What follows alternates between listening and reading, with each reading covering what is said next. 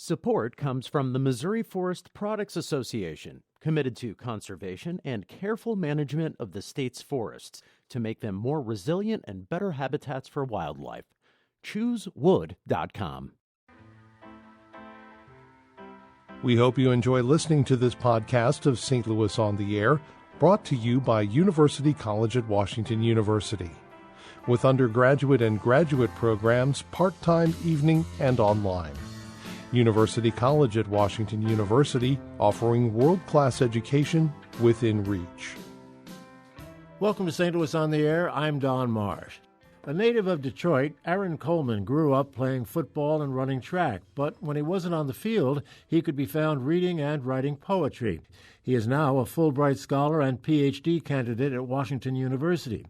Recently, he sat down with St. Louis Public Radio contributor John Larson to talk about his poetry and his latest book, Threat Come Close. John began the conversation by asking Aaron if he was ever a rapper. Hip-hop was probably my first love. I grew up listening to Outkast, particularly Andre 3000. I was a huge fan of the early Kanye West stuff, Tribe Called Quest. So, yeah, I think really for me, I know what was formative for me as a poet was the moments when, way back when, well, I guess it's kind of way back when now, with the CD, playing again and again the same verse, rewinding a verse, hearing a sound, hearing sort of how the metaphors were working and trying to catch my mind up in a way to the sort of flow that happens when a rapper raps. In high school, it was a big thing to be at the lunch table or outside freestyling or whatever. And after a while, I did that for so long that I said, maybe I should take some time and think about this before I start just saying whatever comes to my mind. So it was a great way to get invested in rhythm and sound and improvisation, but it was really just the first step, I think, in starting to get really more serious about the potential of poetry and letting it be something that lives fully on the page and then also fully in sound. Why does it feel so good? It's so rhythmic. I know there's math involved, but it feels good. You get to slow it down, you say. In general, I think what poetry, like I said, does for me is gives me a different way to sort of see myself and to think about memory and imagination. It's a different way to think about what words can do. And the thing that's tricky about that is we all use words all the time. We use them right now. We're talking, etc. But poetry is either elevated language or using language in some other way that allows us to see ourselves differently. And I think that is a way that happens with poetry and that happens with hip hop. It's a way of redefining and defining ourselves. You have some pieces you brought with you. Would you read one? What I actually want to read is this poem that has to do with my grandmother. It's called Her Song, a Cliff, a Cage. And it's about this weird harp that was in her house when I was a kid, and I didn't know what to make of it. And I'll just leave it at that. How did it end up in that house? Hand-forged burl and bowl and shoulder, figure sheathed beneath cloth. What sunk and became the room? What was draped and standing taller than this woman who made the woman who made me known? Restless wire sacrament. A hole made of music comes wide, inhuman, from a crooked instrument, a torso almost hollowed, rimmed in shades of pink and ivory, nothing black about this anchor. Beyond memory, she touched its strings, spilled improbable sound. I will always be a child to that harp, confused, never allowed to touch.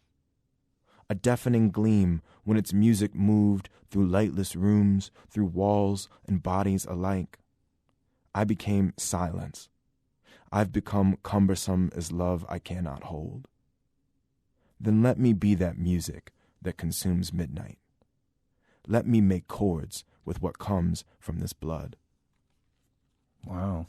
So, poems, I think when I think about the utility of poems, on one level they're doing a sort of reportage, I suppose, and they're telling stories, but they're also transforming stories. They're also transforming memories into reflections, perhaps even epiphanies. that line in there, I will always be a child to that harp, I think was for me a kind of a revelation in terms of the ways that I've moved away from home. I grew up in the Detroit area, and haven't gone back yet. I go back to visit, but I'm just thinking about my relationship to home, thinking about my relationship to generations of family. Poetry is a space to work that out without any easy answers, but really embracing the complexity and embracing the music of it all. As I was listening to you, I started to visualize my grandma's living room. Yeah. And Wow. I was listening to your words, but it was calming me. I went back to that kid place, and I could feel that calm. Yeah. You also are a translator. Would a piece like this be easy to translate into Spanish? Oof. I do some self-translation. Translation is never easy because translation is all about nuance, and it's all about having a sense of what is needed in the receiving language. I would have to think about relationships of grandmothers in Spanish, and that is harder for me. For me, I usually am translating things in Spanish into English because of intuitive familiarity that you have with your native tongue. Although, I've spoke Spanish for more than a decade now, but still I really feel like it's difficult to translate, but it should be difficult. That's the challenge. That's the good part. I wanted to go back to what you said just briefly about how it made the image come up for you of your own home with your own grandmother. And that's what I love about poetry, is that it creates this opportunity where through the specifics that I'm speaking about, it opens up into a universal, hopefully. And it is a way for particular specific moments to resonate out in other people's lives in unexpected ways. It's a real shared experience. Yeah, absolutely. It's a communal ancient thing.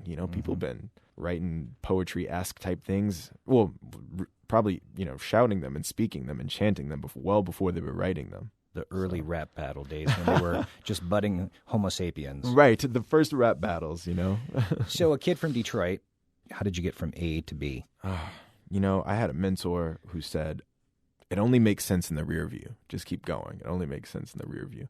I actually don't know. I think that for me, the guiding principle has been put tools in your tool belt that you really love and just see how they can kind of fit together over time. So, for me, I kind of stumbled into poetry. I was, like I said, a huge fan of hip hop. And I didn't know that poetry was something that could be for me.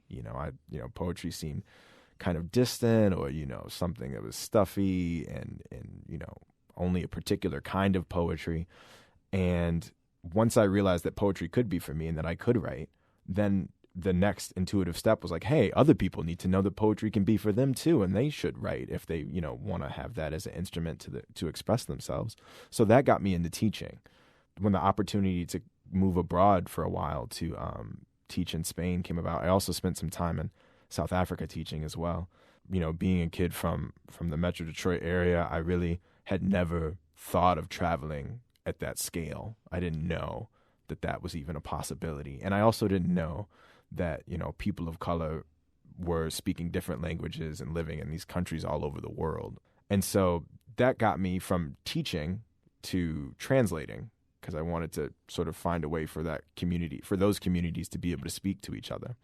So it kind of went from writing to education to translation, and now it's just all of those. Poetry, it's either white poetry or black poetry. Do you come across that? Now I really, really appreciate Shakespeare, but I think when I was 15, 16, 17, I didn't know how to hear it, and there were other ways that could have been better doors for me into it. And so, yeah, I think that people think that when they talk about poetry, that it has to be a certain way, that it has to talk about only certain things, like particular parts of nature, or it has to have a certain register with thy and thou, and everything has to rhyme. No, poetry is about creative, emotional associations, I think. So if you write a poem that is about your lunch table, or a poem that is about the contents in your closet, whether that's your actual closet or your metaphorical closet of all the things that you remember. The poems don't have to be any certain thing. All they have to do is be creative, hopefully sincere, hopefully usefully vulnerable, and create ways to connect. So, yeah, I think there are sort of black and white ways, whether we think about that racially or just as a metaphor of black and white. Well, poetry can or can't be this. But I don't think that's true. And that's what got me into education, and that's what keeps me writing, is trying to expand the possibilities of what poetry is and can be. What do you or who do you think of when you're reading a piece? Does that change per piece for you? Do you mean as an audience, or do you mean maybe as thinking I'm reading this to this particular person or this particular audience? Mm-hmm. Do you do any of that? No, not quite. I think that, I have different poems that I would read in different circumstances. There are poems that I have that are straightforward narrative poems, and then there are poems that are more connected by sound and rhythm and rhyme. There are poems that are sort of abstract, and they get at different images, and those images are linked together. I might read something different for one of my poetry mentors than I would read for a high school class I'm visiting, for instance. But the way in which I read it, I think, is always slowing down, letting the images really have time to resonate, letting whatever thoughts that feel most valuable to me, like, for example, again, that line, "I will always be a child to that harp," that to me is really important in the poem. So I try to, when I read it, give space to that. So it's kind of, there's a performative aspect to it, certainly. And you are trending with Twitter, working poetry into a tweet. Can you tell me a little bit about that? It's kind of funny because I'm not at all familiar with Twitter, one way or another. But one thing that I think is important is that, again, as ancient as poetry is, it's always finding new ways and spaces to show up. People talk about, is poetry dead, etc. Of course not. Everybody has a favorite lyric or song. Everybody remembers a turn of phrase. Everybody remembers some little fragment or something in language that's really valuable to them.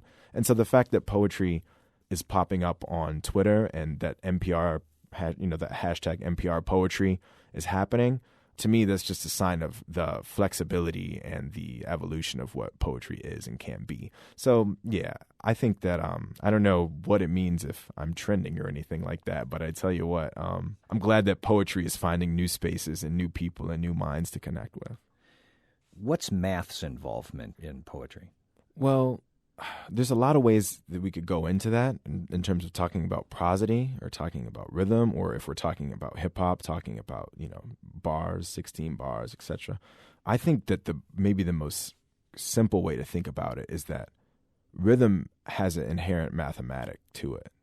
It's beat and silence, beat and silence. And so, you could think of that as 0 and 1, 0 and 1. You could think of that however you want. So the connection, I think, with poetry and math has to do with rhythm and momentum at a very basic level.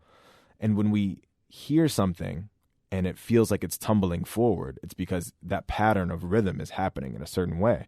And when it feels like it's going to pause, it's because the equation has changed. So I think that, for me, I'm in no way any kind of mathematician, but I do think that I'm, because of that love for hip hop and, what I've learned of prosody since then, and also thinking about prosody across languages, the rhythm that is inherent to Spanish is a different rhythm that's inherent to English. All those kinds of things have me always thinking about the potential of rhythm in music and sound. And music and math, as we know, are very related. So, when people think of poetry, they associate hip hop or rap, rhythmic American poetry. Mm-hmm. But the same rhymes are in music. Mm-hmm. What's the difference there? I don't know. I don't think there is a difference. I think that they just happen to be. It's kind of like different genres. It's just different ways of using rhythm, but it's still rhythm we're talking about, and it's still silence we're talking about, and it's still I do think that the differences that we perceive between hip hop and other musical forms are less and less every day, and we can hear that on the radio. I mean, the pop 40 is now, there's a lot of hip hop in there, or something that's maybe a little bit beyond hip hop and isn't quite what it was. The evolution of hip hop is well on its way. I like how you put that, well on its way. I'm an old school guy. I was spinning on my back on cardboard. Yeah, so, right. It's a different thing now. Where could it possibly go from here? We will see. Yeah. What was your experience in Detroit as a kid growing up? Did you have a lot of friends? Yeah, I did. The funny thing for me was I was an athlete. I was really into sports. I played football my first 2 years at Kalamazoo College, but I played football, basketball, and ran track when I was a kid. So I kind of kept the poems to myself. I didn't quite know that I could do both things. I didn't quite know that I could express myself in both those ways, because I do think there's something artistic to sport as well. So yeah, I grew up kind of in between the suburbs and the city, with family in the city, and went to a school just outside of Detroit. My experiences there, I think, were formative in the sense that I always was trying to do both and rather than either or. And that has sort of been a theme throughout my life, is that it's always been trying to find the creative way to do multiple things rather than saying, oh, you have to be only on this one particular track. What was that space like between the uber masculine running back, quarterback, and then the defensive end? Defensive end. Oh, yeah, you're hitting people there then. Right. And then the softer, more sensitive, empathetic side of yourself. Yeah. What was that space in between?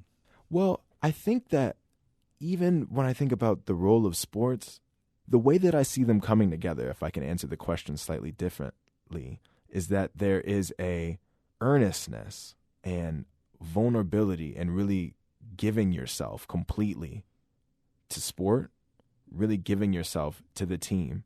There's a great intimacy there and great risk.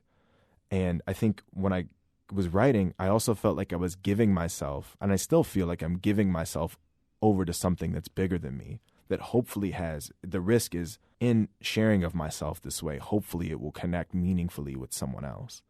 Playing sports, I didn't have the time to think in the way that I wanted to write. Like when it came time for me to quit my college football team, the reason why I knew was because we were stretching before practice one day, and I was laying on my back doing the stretches, and I was looking up at the sky, and it was a beautiful August, September day early in the season, and I couldn't quite see the clouds. You know what I mean? I couldn't quite hold on to the beauty of this amazing day that I was laying on my back in this grass. And I knew that I was missing something. I knew that I maybe needed to put myself in another situation. And that was perhaps one of the hardest decisions ever, was walking away from sports in that way. And I'm still a huge fan. I still follow everything. Do you think the discipline of being an athlete helps poetry? Absolutely. Absolutely. I think that in order to be a dedicated athlete, you have to have a potential personal determination and a desire to, there's discipline, there's patience, and there's sort of recognizing where your support comes from and recognizing what you need to do in order to get to the next level. And another thing is also, too, that in any given game, you learn what you can from it, whether you win or you lose, and then you have to just prepare for the next game. And that's how I approach poems, trying to get better all the time, trying to be a better listener, trying to be a better reader, trying to read more widely, pushing myself to really try to open myself to different kinds of poetry, and then also knowing that no particular poem is going to be 100% perfect, or it's never going to be the poem where, you know what, I wrote that poem, I don't need to write anymore. It's never going to be that way. Just like any game, there's always the next game. There's no mic drops. Right. There's a couple mic drops, but, you pick them back up, and then you get back to writing and reading. So I think that sort of mentality of treating everything as a process and treating everything as practice for the next step is something that I know is key to my craft, and definitely something that I learned while being a lineman in football. And, that's another thing, too, is as a lineman, I think I had a particular appreciation for everything that happens behind the scenes in a certain way. And I think in poetry, there's so many layers to it. There's the music and there's the images, but there's so much work that goes into finding the right phrasing. So, yeah, I'm in both scenes, if we'll call them scenes, I appreciate all the hidden work and all the hidden hands that make it possible. I always hear writer's block. Oh, I can't write. I have writer's block. And then someone will do something to shift their state, try to get into the zone, and they sit down, they try. I've had writer's block, not particularly as a writer, but with music or other creative things. What do you do to solve writer's block when you're on a deadline? Yeah. I think the thing for me is usually what causes writer's block is, for me, I don't know if I really ever have it, but the thing that slows me up is expectation, that I feel like I have to write a certain thing. It's got to be perfect. It's got to be about this. It's got to be about that. So the way that I try to get past that is to just free write whatever I write on the page. I keep a journal, And a lot of times I feel like the journaling that I do is sort of decluttering or organizing the thought in a way that after that I can move to poems. So my advice, I think, for writer's block is to not worry about perfection, not worry about getting it right, and just begin to write things on the page and try to focus on images. I think that we get bogged down when we try to stick to how we're feeling. That's a sort of complex and abstract thing to express. But like the poem I was reading earlier, the harp was the focal point. Describing the harp is how I was able to get into thinking about everything about my grandmother, my family, and my relationship to all of that. So there's always this desire to tell, show the image and let the image speak, because in your mind, usually there's whether it's the sky or whether it's a door or whether it's a coffee mug or whether it's the, smoke lilting up from the coffee mug or something, whatever image that is, can be a doorway into opening things up. What would you say to the young 10, 11, 12-year-old, A-type male football playing, bicycle riding kid who also has some of the sensitivity inside and is looking for ways to express? What would you say to that kid? Oh, my heart goes out to those kids so much. That was me in a lot of ways. I think I would say don't deny yourself anything that makes you feel alive. That you can be an athlete and a writer, or you can be an athlete and a painter. You can be an athlete and a musician. You can be, whatever strange combination that you want to be, because there's a window of time in, middle school and high school where you're really going to think that, oh no, I'm not fitting in because I'm this way. This is a strange intersection of qualities or interests. But as you go on in your life, at least what I've found is that those strange intersections are what make us who we are. And that's the most exciting thing that will make you stick out of the crowd later down the road, is the fact that you bring a unique set of skills and interests to the table. So if you can just sort of weather the storm of that early moment when everything is trying to tell you, be a man this way, be a man that way, and just be your own person, whatever that looks like, then what you come out with at the other end will be your own unique, mosaic of you. Well, thank you so much for spending this much time. It was great getting to know you, and what a pleasure to know that you are in St. Louis. And that's right. Where can people find the book, and where can they find you? Thank you. Yeah, no, it's wonderful to be here, too. I'm so glad to talk about all of this. You can find the book here in St. Louis at Left Bank Books. I think it'll be at Subterranean Books soon. You can get it on Amazon, etc., all your online sites. Although the publisher, Four Way Books, would probably say the best place to get it is from the Four Way Books website.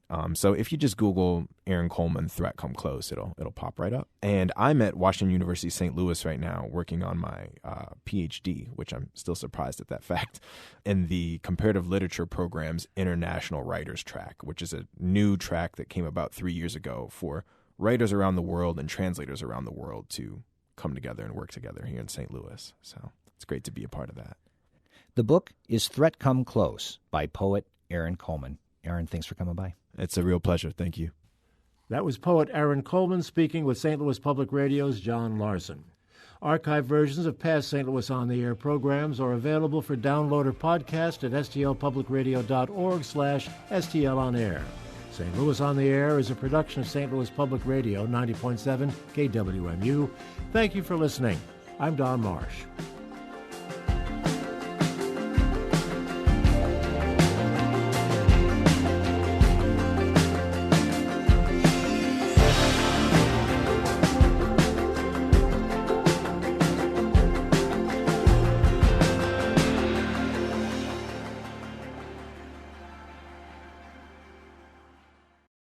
Support comes from the Missouri Forest Products Association. Missouri produces wood pallets, railroad ties, white oak barrels, hardwood floors, and more. Details on the variety of products made in the state are at choosewood.com.